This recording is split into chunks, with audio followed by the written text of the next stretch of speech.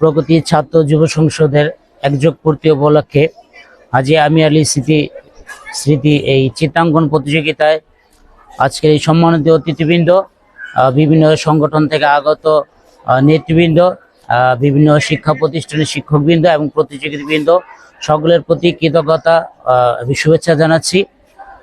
আমরা প্রতি বছরই এই চিত্রাঙ্কন প্রতিযোগিতার আয়োজন করে থাকি।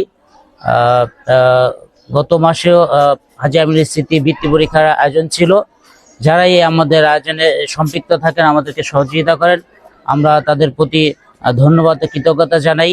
ইনশাল্লাহ আপনাদের সহযোগিতায় উপস্থিতিতে আমরা আগামীতে আরও বড় প্ল্যাটফর্মে আরও সুন্দর সুশৃঙ্খলভাবে আমাদের এই কার্যক্রম চলমান রাখবো।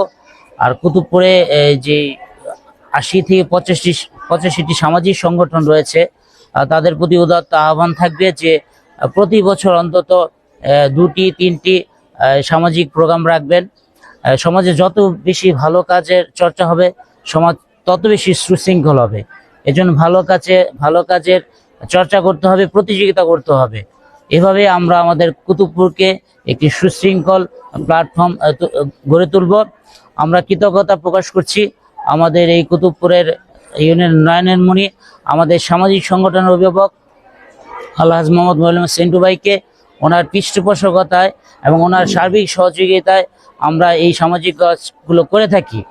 প্রগতি পরিবার থেকে সকলকে আবারও ধন্যবাদ জানিয়ে আমার বক্তব্য শেষ করছি। ধন্যবাদ।